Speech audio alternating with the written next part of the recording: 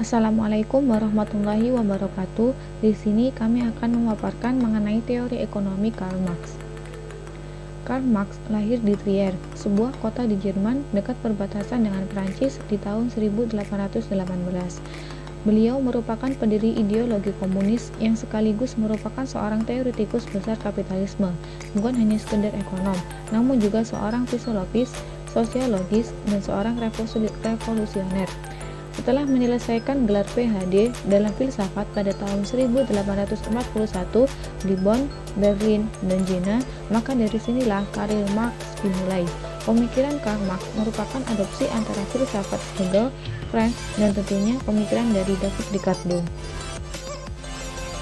Karl Marx beserta teman dekatnya, yakni Friedrich Engels 1820 hingga 1895 menuliskan sebuah buku Das Kapital yang isinya kurang lebih tentang bagaimana ekonomi, sosial, atau komunis diorganisasikan, yang kemudian disusul buku The Communist Manifesto 1848 yang berisikan daftar singkat karakter alamiah komunis, di mana suprastruktur yang berfungsi untuk menjaga relasi produksi yang dipengaruhi oleh historis, seni, literatur, musik, filsafat, hukum, agama, dan bentuk budaya lain yang diterima oleh masyarakat. Prinsip-prinsip komunis modern dalam bukunya tersebut antara lain: yang pertama, penghapusan kekayaan tanah dan menerapkan sewa tanah bagi tujuan-tujuan publik. 2. Pengenaan pajak pendapat atau tax income yang beringkat. 3. Penghapusan seluruh hak-hak warisan.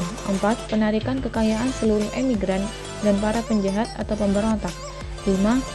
Sentralisasi kredit pada negara melalui bank nasional dengan modal negara dan monopoli yang bersifat eksklusif. 6. Sentralisasi alat-alat komunikasi dan transportasi di tangan negara. 7. Perluasan pabrik dan alat-alat produksi yang dimiliki oleh negara. Teori ekonomi Karl Marx. Menurut Marx, sejarah ilmu ekonomi adalah penekanan pentingnya perjuangan kelas dalam masyarakat. Marx menyusun teori besar yang berkaitan dengan sistem ekonomi, sistem sosial, dan sistem politik. Pengikut teori ini disebut Marxisme. Teori Marxisme bisa didefinisikan sebagai perjuangan buruh untuk menumbuhkan kapitalisme dan menumbuhkan paham sosial atau tanpa kelas. Penerapan teori klasik pada tahap awal pertumbuhan di Eropa Barat, terutama di Inggris, ternyata telah menimbulkan kesenjangan ekonomi. Kesenjangan ini semakin hari semakin lebar, khususnya antara kaum kapitalis yang semakin kaya dan kaum buruh yang semakin miskin. Teori klasik yang menekankan peran kapital beserta akumulasinya dalam pertumbuhan ekonomi mendorong para pemilik modal atau kapitalis memaksimalkan penggunaan modal melalui operasi perusahaan. Teori alternatif pun harus diterapkan oleh Marx. Pokok ini teorinya adalah membela kepentingan para pekerja dan meramalkan runtuhnya sistem kapitalis. Teori ini sering disebut teori sosialis. Dalam perkembangannya melahirkan sistem ekonomi komunis kebanyakan dipraktekkan di negara-negara Eropa Timur seperti Uni Soviet.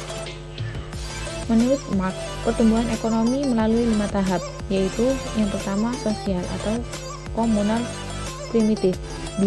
Perbudakan, 3. Masyarakat feodal atau tuan tanah, 4. Masyarakat kapitalis, 5. Masyarakat komunal modern. Dari kelima tahapan tersebut, Marx melihat adanya siklus dalam perkembangan masyarakat. Siklus itu adalah mulai dari masyarakat komunal primitif pada tahap pertama dan berakhir kembali pada masyarakat komunal modern pada tahap 5. Pada tahap kedua, ketiga, dan keempat ditandai oleh adanya konflik dan perjuangan kelas di antara kelompok-kelompok yang mempunyai kepentingan yang bertentangan dalam masyarakat yang bersangkutan. Hasil dari teori historis Karl Marx pada masyarakat antara lain: yang pertama, masyarakat feodalisme, di mana faktor-faktor produksi berupa tanah pertanian dikuasai oleh tuan tanah. 2. Pada masa kapitalisme, hubungan antara kekuatan dan relasi produksi akan berlangsung. Namun, karena terjadi peningkatan output dan kegiatan ekonomi, sebagaimana feodalisme juga mengandung benih kehancurannya, maka kapitalisme pun akan hancur dan digantikan dengan masyarakat sosialisme. 3. Masa sosialisme, di mana relasi produksi mengikuti kapitalisme masih mengandung sisa-sisa kapitalisme. 4. Pada masa komunisme, manusia tidak didorong untuk bekerja dengan intensif uang atau materi. Karl Marx adalah salah satu penentang ekonomi kapitalis, memunculkan akibat sosial yang tidak diinginkan dan sebagai pertentangan pada kapitalisme menjadi lebih nyata dari waktu ke waktu. Kritik Karl Marx ini tertuang pada hukum Karl Marx tentang kapitalisme yang berisi tentang 1. Surplus pengangguran. Pada konsep tentang surplus pengangguran ini, Karl Marx berpendapat bahwa selalu terjadi kelebihan penawaran tenaga kerja yang berdampak pada penekanan tingkat upah sehingga menjadi surplus flow dan keuntungan tetap bernilai positif.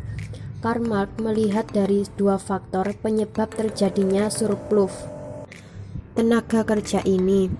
Pertama, yaitu direct recruitment yang terjadi akibat pergantian tenaga kerja manusia oleh mesin-mesin produksi. Kedua, indirect recruitment yang terjadi akibat adanya anggota baru tenaga kerja yang memasuki pasar tenaga kerja. 2. Penurunan tingkat keuntungan. Dalam model Karl Marx dirumuskan bahwa tingkat keuntungan mempunyai hubungan positif dengan tingkat surplus flow dan mempunyai hubungan negatif dengan organic composition of capital. Menurut Karl Marx, ada pengaruh yang kuat pada kapitalis untuk menghimpun modal. Penghimpunan modal ini berarti bahwa akan ada lebih banyak variabel modal yang digunakan untuk menambah tenaga kerja, sehingga akan menaikkan upah dan akan mengurangi tingkat pengangguran. Tingkat surplus flow akan mengalami penurunan sebagai akibat dari naiknya upah. Begitu juga tingkat laba juga akan turun. Para kapitalis akan bereaksi dengan mengganti tenaga kerja manusia dengan mesin dengan menambah organic composition of capital. Jika tingkat surplus flow dipertahankan untuk tidak berubah, maka kenaikan pada organic composition of capital akan mendorong tingkat keuntungan pada level yang lebih rendah. 3. Krisis bisnis. Pada konteks krisis bisnis atau depresi, Karl Marx berpendapat bahwa adanya perubahan orientasi atau tujuan dari proses produksi dari tujuan nilai guna pada zaman ekonomi barter berubah menjadi tujuan nilai tukar dan keuntungan saat di bawah kapitalis, menyebabkan terjadinya fluktuasi ekonomi. Pada ekonomi barter, produsen hanya menghasilkan barang untuk dikonsumsi sendiri atau ditukar dengan komoditi yang lain, sehingga pada saat ekonomi barter ini tidak pernah terjadi oleh overproduksi. Sedangkan ketika tujuan produksi berubah menjadi nilai tukar dan keuntungan, maka terjadinya overproduksi pada suatu perekonomian akan mungkin terjadi. Overproduksi itu sendiri akan berdampak pada menurunnya tingkat keuntungan. Perubahan tingkat keuntungan tersebut akan berdampak pada pengeluaran untuk investasi. Adanya ledakan pada teknologi akan menyebabkan peningkatan akumulasi dari modal dan permintaan pada tenaga kerja. Jumlah pengangguran akan berkurang, tingkat upah akan naik, surplus flow akan berkurang, dan tingkat surplus flow akan berkurang dan akhirnya akan mengurangi tingkat keuntungan. Penurunan tingkat keuntungan akan menyebabkan penurunan akumulasi modal dan akan menyebabkan depresi. Namun menurut Karl Marx, depresi ini mempunyai elemen yang akhirnya cepat atau lambat akan menyebabkan ekspansi yang baru pada kegiatan ekonomi.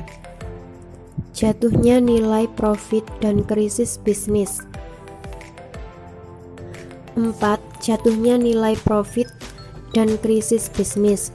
Dalam model Karl Marx, Sebuah ekonomi klasik dengan jelas bergantung pada kapitalis itu sendiri yang berupaya untuk mengubah jumlah atau nilai profit dan mengubah ekspektasi profit dalam kaitannya dengan krisis bisnis. Karl Marx memakai hukumnya untuk menjelaskan fluktuasi dalam jangka pendek dalam aktivitas ekonomi. Untuk memperoleh profit yang besar, aliran kapitalis menambah komposisi modal. Ternyata hal itu justru menurunkan profit. Karl Marx mengatakan bahwa faktor penyebab fluktuasi dalam aktivitas bisnis yaitu jatuhnya nilai profit, faktor teknologi baru yang tidak sama, dan tidak proporsionalnya pengembangan dalam suatu sektor ekonomi yang nantinya dapat menyebabkan penurunan dalam level kegiatan ekonomi. Fluktuasi menurutnya terjadi dalam suatu sistem karena pada dasarnya kebanyakan dari aktivitas kapitalis cenderung ingin mencari jumlah profit sebanyak mungkin. Adapun teori Karl Marx tentang krisis bisnis mungkin banyak terdapat kekurangan secara internal. Tidak diragukan lagi bahwa perdagangannya tentang kapitalis secara mendasar belum stabil. Meskipun begitu, visi dari Karl Marx tentang teori kapitalis ini secara lebih lanjut tidak mendapat sambutan oleh teori ortodok sampai tahun 1930. 5. Konsentrasi modal. Meskipun modal Karl Marx memberi asumsi mengenai adanya pasar persaingan sempurna dengan jumlah yang besar untuk perusahaan-perusahaan kecil dalam tiap-tiap industri. Namun karena ketatnya persaingan,